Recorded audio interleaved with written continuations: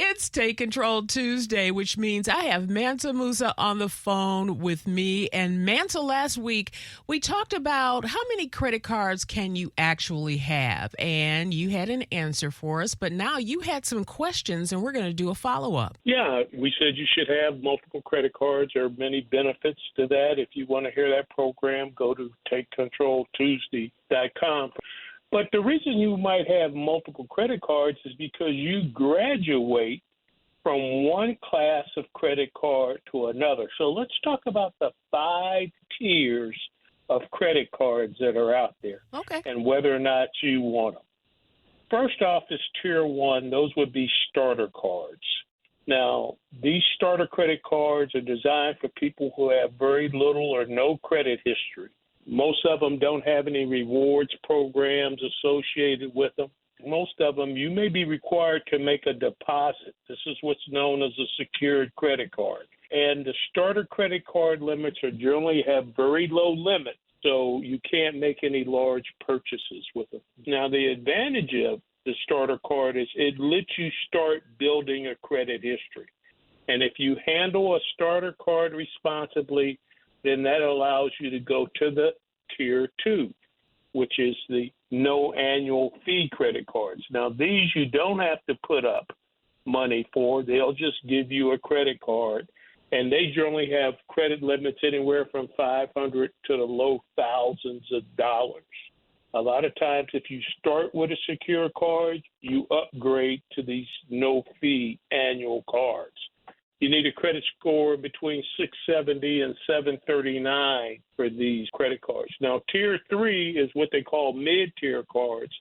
This is where you start getting rewards, miles, points, stuff at hotels, free baggage, priority boarding. There are all kinds of benefits associated with these mid-tier cards. Now, one of the things that almost universal with these mid-tier cards is they have an annual fee associated with them, somewhere between $95 to $250. But depending on how you use the card and whether you travel a lot, that annual fee may be more than worth it. Now, these cards normally start around a credit limit of $5,000 and up and can go even higher. You need to have an established credit history longer than a year, and your score is over 700. Okay. Now, Tier 4 are the premium cards. These normally have limits above $10,000. They have a lot of perks and things associated with them, but to get these cards, you have to have at least a 1.5 to 2 year credit history and a score of at least 720. That one's not really income driven. If you have a great score, even if you have relatively low income, you might be able to get a Tier 4 card. Now, Tier 5 are invitation-only cards. Okay. Doesn't matter what your credit score is or anything like that. You get these by invitation. And most of our listeners, unless they're related to royalty or some kind of celebrity, you're not going to get an invitation. And these cards normally have an annual fee of between $2,500 to $7,500. So, yeah, that's a small category when that's small potatoes to you. So, Right. Those are the 5 tiers.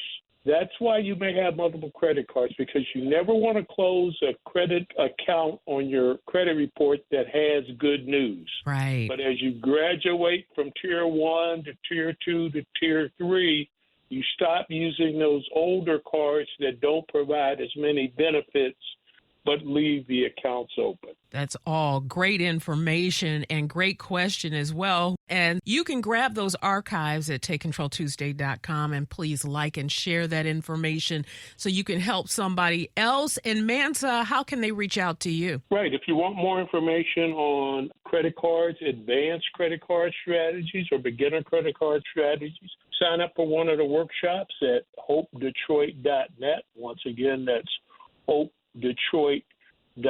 That's the best place to engage. And from there, after the workshop, you can actually get one-to-one financial coaching if you're interested. Wow, that's amazing. Thank you so much. Thank you.